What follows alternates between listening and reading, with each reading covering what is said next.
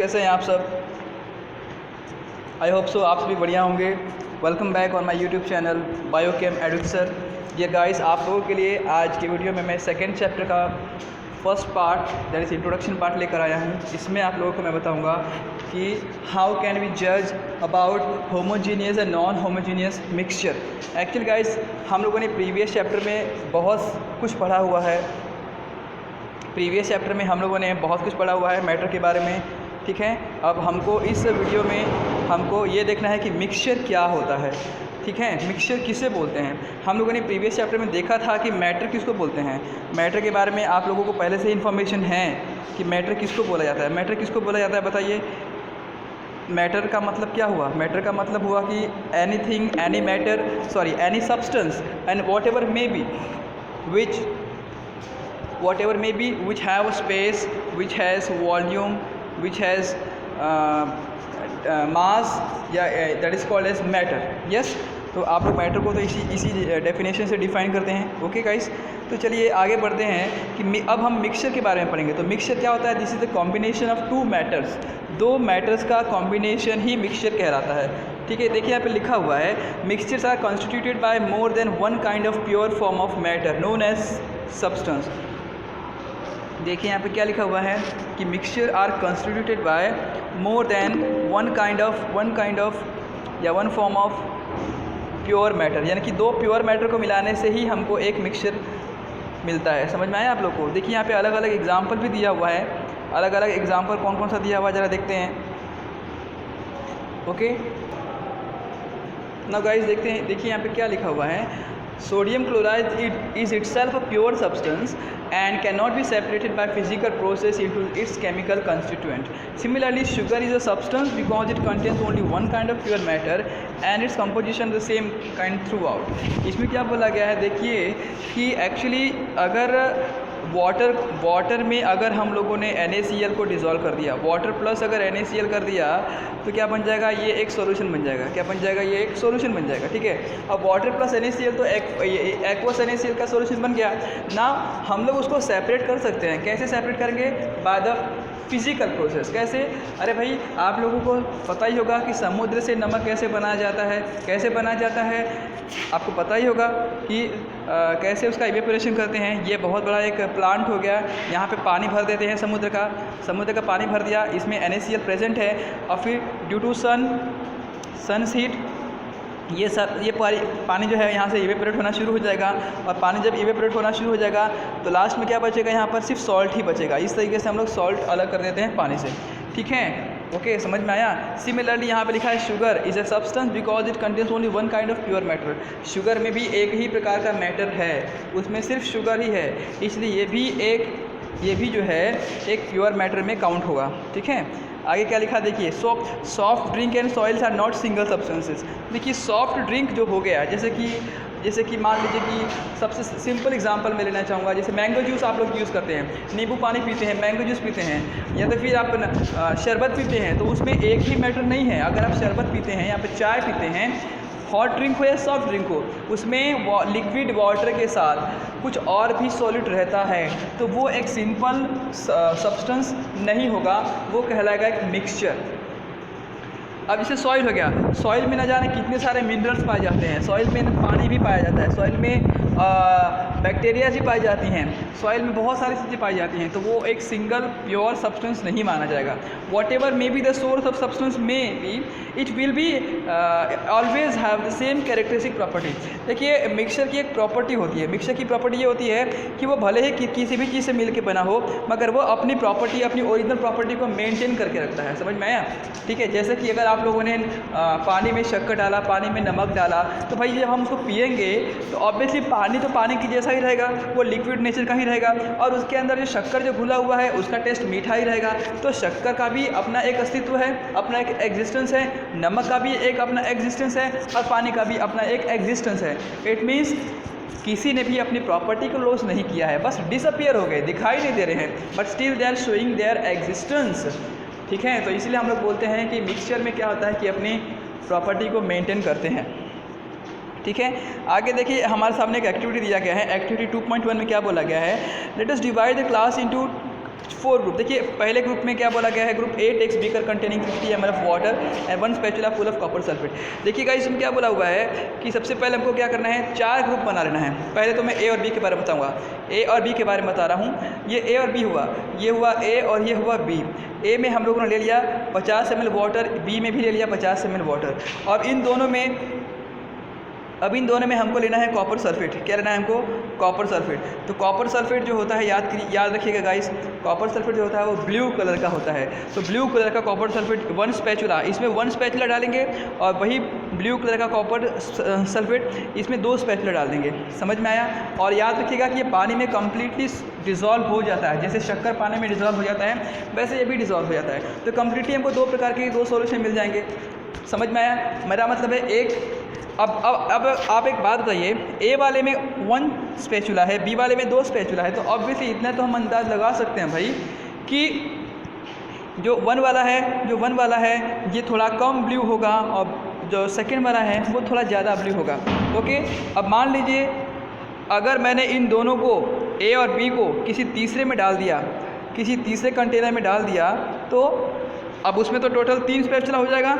ए का 1 spatula, B का 2 spatula, 1 + 2 कितना हो जाएगा, यहाँ पे 3 स्पैचुला वाला कॉपर सल्फेट वाला एक सॉल्यूशन बन जाएगा 50 ml। मतलब अब इसका भी 50 ml था, अब इसका भी 50 ml था, तो हो गया 100 ml नाउ। मगर इसका कलर तो ज़्यादा बढ़ जाएगा। तो हमको ये समझ में आता है कि भाई ये होमोजीनियस मिक्सचर है। होमोजीनियस किसको बोलेंगे, देखिए मैं समझाना चाहूँगा। होमोजीनियस का मिक्सचर, होमोजीनियस का मतलब होता है, होमो मतलब एक जैसा, होमो कहने का मतलब होता है एक जैसा, जीनियस कहने का मतलब है कि घुल जाना। जैसे कि अगर हम लोगों ने कॉपर सल्फेट को पानी में डाला था, तो कॉपर सल्फेट को जब पानी में डालेंगे तो कॉपर सल्फेट का जो सॉलिड फेज है वो गायब हो जाएगा, हमको केवल लिक्विड वाला फेज ही दिखता है। समझ में आया। तो जब 2 डिफरेंट फेज यूनाइट होते हैं, मिलते हैं, और अगर हमको एक सिंगल फेज दिखता है तो हम बोलेंगे कि भाई वो होमोजीनियस है। जैसे कि शक्कर को पानी में डाल देने पर हमको शक्कर नहीं दिखाई देता, शक्कर तो हो गया सॉलिड। समझ में आया। जो शुगर हो गया वो तो है सॉलिड, वो सॉलिड फेज है, और जो वाटर है वो है लिक्विड फेज। समझ में आया। इन दोनों को मिक्स करने के बाद जो हमको जो प्रोडक्ट मिलता है, जो शरबत मिलता है, जो सॉल्यूशन मिलता है, जो मिक्सचर मिलता है, उसमें केवल हमको लिक्विड ही दिखता है, शक्कर नहीं दिखता। ये डिसअपियर हो जाता है, भले ही वो उसी के अंदर है मगर वो दिखाई तो नहीं देता, हमको एक ही फेस दिखता है, तो हम उसको कहते हैं होमोजीनियस फेस। क्या बोलते हैं बेटा उसको, हम लोग होमोजीनियस फेस बोलते हैं। ठीक है, चलिए हमने सी और डी के बारे में पढ़ लिया, अब हम ए और बी के बारे में पढ़ लिया, अब हम सी और डी के बारे में देखते हैं। सी और डी के बारे में क्या लिखा हुआ है, देखिए सी और डी के बारे में लिखा हुआ है, सी और डी के बारे में लिखा हुआ है यहाँ पर देखिए कि it can take different amount of copper sulfate and potassium permanganate or common salt that is sodium chloride and mix the given component in the mixture। यानी इसमें क्या बोला, देखिए कि हमको फिर से 2 कंटेनर लेना है, ये हो गया सी कंपोनेंट, ये हो गया सी कंपोनेंट, ये हो गया डी कंपोनेंट। सी वाले में जैसे कि मान लीजिए मैंने ले लिया कॉपर सल्फेट, इसमें ले लिया मैंने कॉपर सल्फेट जिसका कलर कहता है ब्लू होता है, ब्लू कलर का होता है ये। और डी वाले में मैंने ले लिया पोटेशियम परमैंगनेट, उसका फार्मूला होता है KMnO4, इसका कलर होता है पर्पल कलर। समझ में आया। 2 डिफरेंट कलर वाले सॉल्यूशन ले लिया अपने अंदाज से कि सी वाले में 50 ml पानी है, डी वाले में भी 50 ml पानी है। सी वाले में 1 स्पैचुला कॉपर सल्फेट है ब्लू कलर का, और डी वाले में 1 स्पैचुला पोटेशियम परमैंगनेट है पर्पल कलर वाला। अब मान लीजिए कि दोनों को अगर मैंने किसी तीसरे कंटेनर में डाल दिया, दोनों को तीसरे कंटेनर में एक साथ डाल दिया, तो फिर मुझको जो अब रिज़ल्ट मिलेगा वो कुछ अलग होगा, ना तो वो ब्लू ही रहेगा और ना तो वो पूरा पर्पल ही रहेगा, कुछ नया कलर मिल जाएगा। तो इसका मतलब ये हुआ कि हमको एक नया चीज़ मिल रहा है। समझ में आया आपको। इसका ये मतलब हुआ कि नया चीज़ मिल रहा है। देखिए यहाँ पे क्या लिखा हुआ है, report the observation on the uniformity in colour and texture. Obviously uniform तो नहीं रहेगा। Group A and B have obtain mixture which has uniform composition throughout. देखिए मैंने अभी भी आपको यही बताया कि ए और बी को अगर मैं किसी तीसरे में डाल दूंगा तो मुझको ब्लू कलर ही मिलेगा। फ़र्क सिर्फ इतना रहेगा कि अब उसका ब्लू कलर थोड़ा सा ज़्यादा डार्क हो जाएगा, मगर ऐसा नहीं है कि वो ब्लू से रेड हो जाएगा। इसीलिए जब कलर वही रहता है तो उसको हम लोग बोलते हैं this are the homogeneous mixture. समझ में आया आप लोग को। इसको क्या बोलेंगे हम लोग, इसको हम लोग क्या बोलेंगे, बोलो। इसको हम लोग बोलेंगे होमोजीनियस मिक्सचर। ना गाइस अब देखिए नेक्स्ट पेज पे क्या लिखा हुआ है, होमोजेनियस मिक्सचर तो बोल दिया। सेकंड में क्या लिखा है, sugar in water compare the. ना गाइस अब देखिए मैं ये बोल रहा था कि sugar in water compare sugar in water compare the color of the solution in two groups. Though both of this group have obtained copper sulfate solution, but the intensity of the color is different. मैंने वही अभी आपसे कहा था कुछ देर पहले कि भले ही ग्रुप ए में और ग्रुप बी में कॉपर सल्फेट ही है, मगर जब उन दोनों को तीसरे में डाल देंगे, या अगर उन दोनों को भी आपस में कंपेयर किया जाए, ए को बी से कंपेयर किया जाए, तो ए वाले में 1 स्पैचुला था, बी वाले में 2 स्पैचुला था, तो इसका ये मतलब हुआ कि बी वाला जो पार्ट है वो ज़्यादा ब्लू कलर रहेगा. यस. आगे क्या लिखा है? Group C and group D have obtain mixture which contain physically distinct part and have non uniform composition and such mixtures are called as heterogeneous mixture. Guys, heterogeneous mixture के बारे में, heterogeneous mixture को समझाने के लिए मैं एक अलग एग्जांपल देना चाहूँगा. जैसे मान लीजिए कि मैंने ऑयल को वाटर के साथ मिक्स कर दिया है, तो हमको मालूम है भाई कि ऑयल और वाटर कभी मिक्स होते नहीं हैं, मगर यदि हम करने की कोशिश भी करें तो ये दोनों मिक्स नहीं होंगे, तो इसको हम लोग बोलेंगे हेट्रोजीनियस मिक्सचर. ठीक है. इसके और भी बहुत से एग्जांपल हैं. जैसे कि एक तरफ मैंने वाटर में मान लीजिए कि शुगर लिया है और दूसरी तरफ वाटर में मैंने टी यानी कि चाय पत्ती लिया हुआ है. आपको मालूम है कि शुगर तो वाटर में डिज़ोल्व हो जाएगा, मगर टी जो है वाटर में कम्प्लीटली कभी डिज़ोल्व नहीं होता है. तो ये हो गया होमोजीनियस और ये हो गया नॉन होमोजीनियस. समझ में आया आप लोग को? तो इस तरीके से हम नॉन होमोजीनियस और होमोजीनियस को क्लैरिफाई कर सकते हैं. देखिए, एक होमोजीनियस का एक मतलब एक और भी होता है जो मैं बताना चाहूँगा कि देखिए, जैसे कि ये वाटर है, वाटर में आप लोगों ने शुगर को डाल दिया है, शक्कर को डाल दिया है, यहाँ तक पानी भरा हुआ है. तो बात यह है कि देखिए, अगर आप यदि पूरा डिज़ोल्व हो गया है after complete dissolution of that sugar in water, अगर यहाँ तक पूरा डिज़ोल्व है, तो अगर आप जो है पानी को टॉप लेयर से अगर टेस्ट करके देखेंगे या बॉटम लेयर से, जैसे मान लीजिए टॉप लेयर है, ये मिडल लेयर है, ये बॉटम लेयर है. इफ़ सपोज कि अगर आपने टॉप लेयर का पानी पी कर देखा, फिर एक बार बॉटम लेयर का पानी पी के देखा, एक बार मिडल लेयर का पानी पी के देखा, तो टेस्ट जो है, शक्कर का टेस्ट जो है वो एक जैसा है. ऐसा नहीं है कि नीचे में ज़्यादा है, ऊपर में कम है, या मिडल में उससे भी कम है. समझ में आया आप लोग को? इसे ये क्लियर कट समझ में आ रहा है. क्या समझ में आ रहा है कि there is a uniformity of distribution of sugar in water. There is uniformity in the distribution of sugar in water, and this characteristics of sugar in water is called its homogeneous nature. क्या बोलेंगे हम लोग उसको? क्या बोलेंगे बताइए? उसको हम लोग कहेंगे homogeneous mixture. ठीक है. आगे क्या लिखा है? Mixture of sodium chloride and iron filing, salt and sulphur and oil and water, this are the heterogeneous.